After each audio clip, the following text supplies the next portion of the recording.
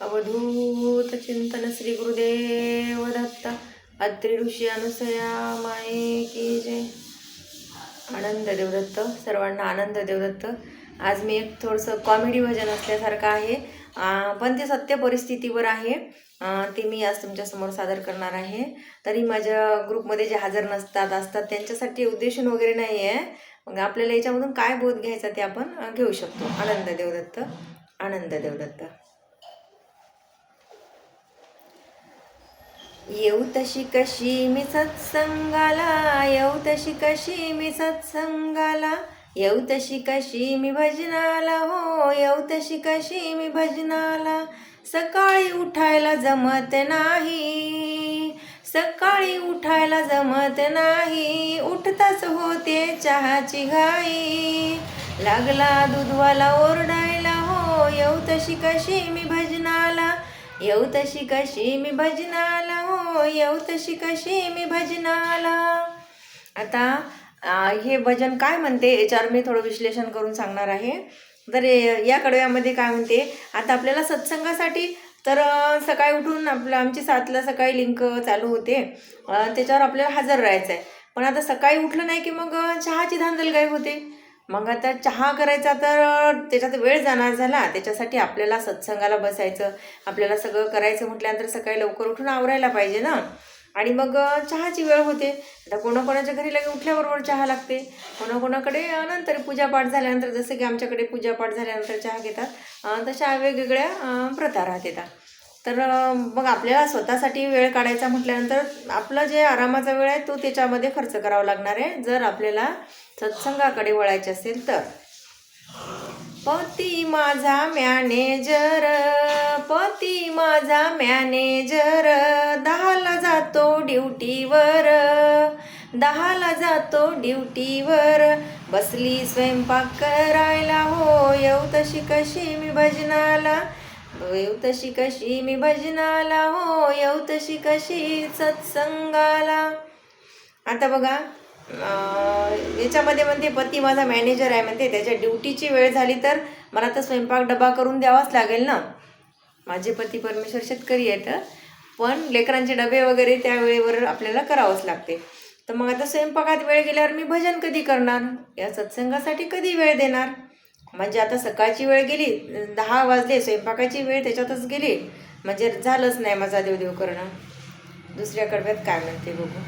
दुपारी म्हणते भजनाला जाईल, दुपारी म्हणते भजनाला जाईल, मध्येच लेक जावई बसले गप्पा मारायला, हो येऊ तशी कशी मी भजनाला, येऊ तशी कशी मी सत्संगाला, येऊ तशी कशी मी भजनाला.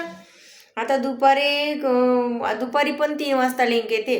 आता दुपारी जॉईन करावं म्हटलं तर कोणाचा तरी फोन येते, किंवा लेक जावई आले तर इकडच्या गप्पा तिकडच्या गप्पा, त्याच्यातच वेळ चालला आमचा. आता त्याच्यामध्ये आपल्याला गप्पा गोष्टी करण्यासाठी वेळ आहे, ही काय म्हटली ग, ती काय म्हटली ग, असं झालं तसं झालं, याच्यातच वेळ घालतो आपण. म्हणजे तेव्हा दुपारची वेळ जी होती आपल्या भजनासाठी, जी आपण राखीव ठेवली होती, ती पण त्याच्यातच गेली गप्पा गोष्टीमध्ये. मग आता आपल्याला परमार्थ करायचा म्हटल्यानंतर काय बिलकुल सगळ्याला बोलणंच बंद करायचं असं नाही आहे, पण आपल्याला परमार्थासाठी वेळ काढायचा आहे. नंतरच्या कडव्यात काय म्हणते बघू.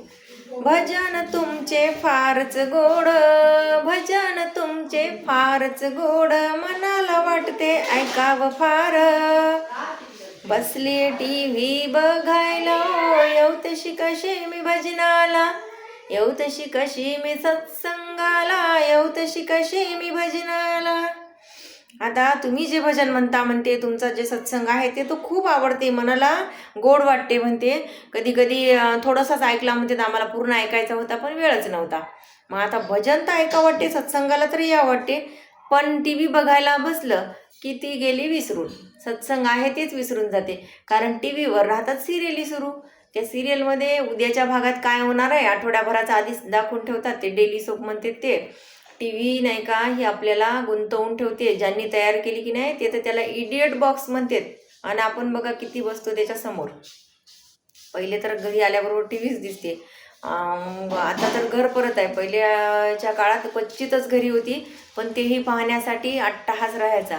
टी व्ही बघायला गेलं आणि तहान लागली किंवा बाहेर जर यायचं काम पडलं तर एकदा आले की पुन्हा येऊ द्यायचे नाही. आणि मोठ्या घरी टी व्ही राहायचे त्यांच्या घरचे बहुतेक करून ज्यांच्या घरी टी व्ही आहे ते ॲटिट्यूडवाले थोडे शिष्टच राहायचे. आणि बाहेर गेलं लेकरांना तर पहिले हाकलून द्यायचे, गर्दा करतात म्हणायचे. तसं तर बिल सारखं झालं असतं की नाही. पण असो, आता होते त्या काळातले. आता घर परत टी व्ही आहेत. आता मोबाईलमुळे कोणाला टी व्हीची पण गरज राहिलेली नाही आहे, तो विषय वेगळा. बघता बघता वाजले 8, बघता बघता वाजले 8, कपाटात साड्या 360.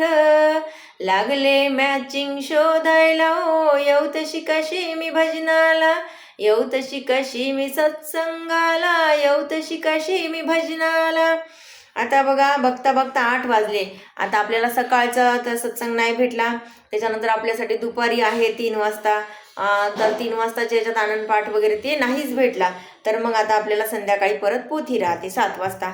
मग ती राहिलं बाई 7ला नाही, तू 7:30ला जॉईन कर. 7 ते 7:30 अर्धा तास भजनं राहतात आणि 7:30ला आपलं कोणत्या पण ग्रंथाचं विश्लेषण ग्रंथ चालू होते. आता जसं की आपला बाळगुरू यांचे जीवनचरित्रावर चालू आहे, तसं राहते. मग तिनं ठरवलं की जाऊ दे बाई, 7ला तर नाही 7:30ला येतो. बरं ठीक आहे, 7:30ला नाही आली. 8 वाजले. 8 वाजले मग कपाट उघडलं. कपाट उघडलं की मग ते सगळ्या साड्या, पहिली गोष्ट तर कपाट उघडल्याबरोबर प्रत्येकाच्या घरच्या साड्या खाली पडतात. एवढ्या साड्या प्रत्येकीकडे झाल्या. आजकाल एक साडी पुन्हा कोणाला घालावंच वाटत नाही. ते जुना काळ होता. एका साडीचे 2 भाग करून घातले आपल्या आजीने. त्यांनी तर 4-4 साड्या मिळून एक साडी बनवून घातली. आणि आमच्या काळातही आम्हाला शाळेत जायचं असलं किंवा दिवाळीला जरी शाळेचा ड्रेस घेतला, दिवाळीला पण ड्रेस भेटायचा शाळेचा, तोही वाढत्या अंगाचा. पहिली ड्रेस घेतला तर दुसरीतही गेला पाहिजे, ते एवढा वाढत्या अंगाचा ड्रेस राहायचा. त्यांचे सूत्रच होते जुन्या लोकांचे, कारण त्यांना कपडे पण कमी भेटायचे. आणि आपल्या गुरु महाराजांनी पण सांगितलं की पहिल्याच्या काळात म्हणे 2-3 एखादं शर्ट राहायचं म्हणे, 2-3 भावामध्ये, कारण गरिबीच होती तेव्हा. पण गरिबी असूनही समाधानी होते पहिल्या काळातले लोक. आता पैसा खूप आहे, गाड्या घोड्या हे सगळं आहे, पण हे नाही आहे, समाधान नाही आहे. सुख समाधान हरवलं आपलं. सुखसोयी खूप झाल्या पण पहिल्यासारखा आनंद नाही आहे. आज आपल्या चैनीच्या वस्तू किती आहेत अहो, जगायला काहीच लागत नाही. अन्न वस्त्र निवारा एवढंच लागते. त्याच्या व्यतिरिक्त फक्त आम्ही श्रीमंत आहे, आम्ही सुखी आहे हे दाखवण्यासाठीच हे सगळं अट्टहास आहे. त्याच्यातच सगळ्यात जास्त खर्च होते, एरवी काहीच नाही आहे. त्यात समाधान मानलं तर खूप प्रश्न सुटतात. तर मग आता ते मॅचिंग शोधत बसली, ती साडी पाहत बसली, मॅचिंग शोधत बसली, हे घालू का ते घालू का, असं करू का तसं करू का. झाले त्याच्यातही पोथीची वेळ झाली, पोथी संपून गेली. तिचं काही सत्संगाला येणं झालं नाही. म्हातारपणाची अवस्था न्यारी, म्हातारपणाची अवस्था न्यारी, एकही सून ऐकत नाही. लागली मंदिर शोधायला ओ, येऊ तशी कशी मी भजनाला, येऊ तशी कशी मी सत्संगाला, येऊ तशी कशी मी भजनाला. आता म्हातारपणाची अवस्था न्यारीच राहते. ते सुना ऐकत नाहीत, कारण ह्या म्हाताऱ्या बाया थोडंसं घराणं लावायचं शिकतात. आणि हिने त्यावेळेस जी सून घरी आली होती त्यावेळेस या सासूने खूप ॲटिट्यूड दाखवलेला होता. तिला त्रास द्यायची, आपल्याच तोऱ्यात वागायची. मग ती सून पण काय करते, रिवेंज, बदला घेते. तूच होती ना म्हणते पहिले मला त्रास देणारी, तूच होती ना, काही मागितलं काही घ्यायचं म्हटलं की बाप्पाच्या घरून आणलं का म्हणायची. आता तूच आहे ना, आता गुमान बस म्हणते.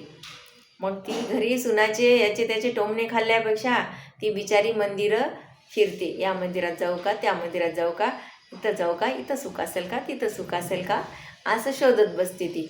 मग तीच पहिले प्रत्येक सासू सुनांना सांगते की आपण जसं आपल्या आईसोबत वागतो तसं प्रेमाने सासूनेही सुनेसोबत वागावं, सुनेनं पण सासूसोबत प्रेमानेच वागावं. म्हणजे भांडणं व्हायचं नाही आणि हेव्या देवायचा प्रश्नच राहत नाही, सगळे प्रॉब्लेम सॉल्व्ह होतात. पण ते कधी सुचणार आहे आपल्याला, जर आपण सत्संगाला आलं, जर आपण नामस्मरणात राहिलं, तर आपल्या मनाचं परिवर्तन होणार आहे. आणि असं म्हणजे आपण द्वेष करत नाही कोणाचा. जे सात्विक लोक असतात ते बघा, जिसका उसके साथ म्हणते. कोणा जर काही म्हटलंच तर जाऊ दे, आपण नाही ना म्हणते. आपल्याला काही म्हटलं तर ते लक्ष देत नाहीत. आणि दुसऱ्याला नावही ठेवत नाहीत, त्याच्यामध्ये टाईमपास करत नाहीत ते, असं करते. तर मग या म्हाताऱ्या बायांनी पण थोडं सांभाळून राहायला पाहिजे. आणि नामस्मरणात राहिल्यावर आपोआप सगळे प्रश्न सुटतात. म्हातारपणाचे आयुष्य संपले, म्हातारपणाचे आयुष्य संपले, यमराजाचे बोलावणे आले, लागले डोळे फिरायला, ओ येऊ तशी कशी मी भजनाला, येऊ तशी कशी मी सत्संगाला, येऊ तशी कशी मी भजनाला. आता बघा, आयुष्य संपलं, म्हातारपण आलं, सगळं आयुष्य संपून गेलं. काय तर या संसारात याच्यातच मग्न राहिलो, शान शोक याच्यातच गेलं आपलं सगळं, आणि देवदेव करायला वेळच नाही भेटला. मग शेवटी यमराजाचं बोलावणं आलं. यमराजाचं बोलावणं आल्यावर तर ते 1 सेकंदही ठेवत नाही, आधी नेत नाही ना नंतरही ठेवत नाही. मग त्याला चांगलं खाऊ पिऊ जरी घातलं, किंवा त्याला आपलं सांगितलं की माझ्या घरी एवढ्या गाड्या आहे, माझी एवढे बिल्डिंग आहे, इथं एवढे फ्लॅट आहे, तेवढी शेती आहे, काही सांगा, त्याला काही घेऊन देणं नाही. ते तुझ्याच पैसे राहू दे म्हणते, तू फक्त ते चाल माझ्यासोबत, असं म्हणते. मग कधी करावं बरं देवदेव?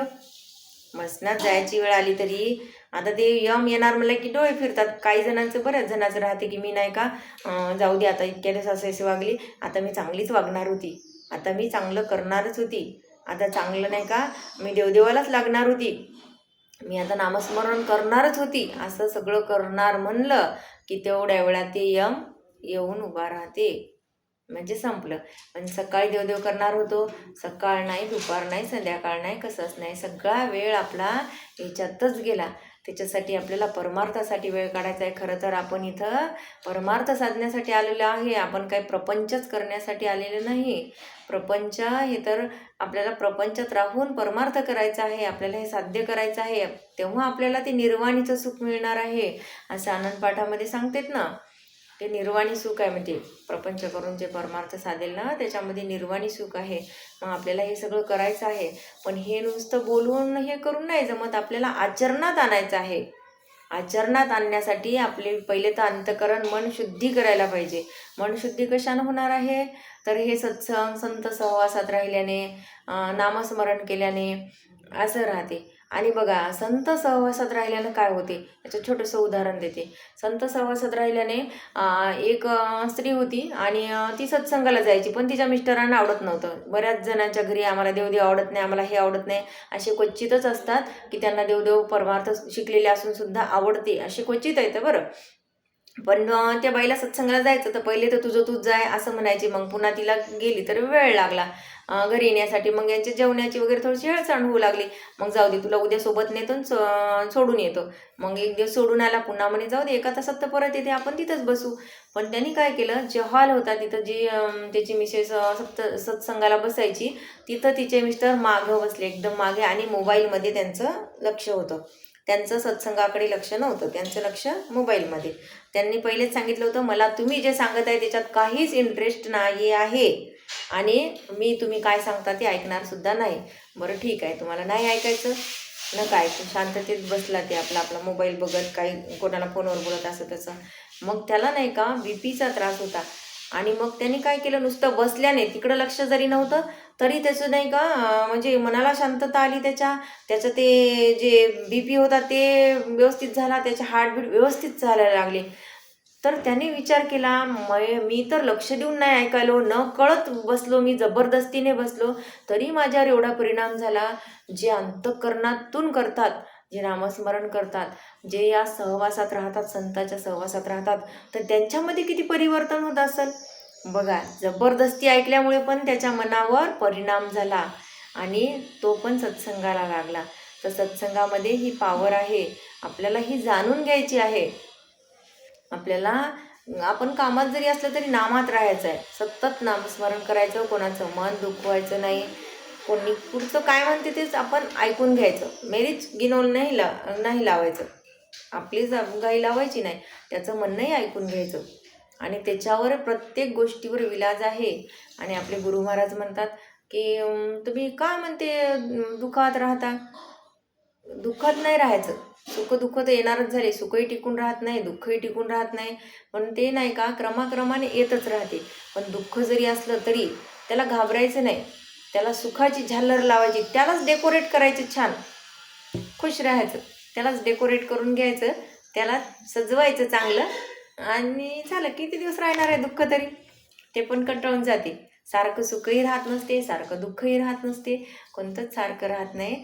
ते दोन्ही पण आळीपाळी येत जातच राहते.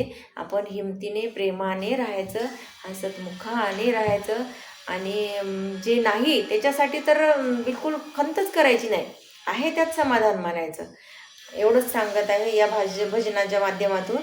आनंद देवदत्त, आनंद देवदत्त. कोणाचं मन दुखलं असेल तर मला क्षमा करा. माझं कोणाचं मन दुखवायचा किंवा कशाचा हेतू नव्हता. जे काही चुकलं असेल ते मला पामराला परत करा.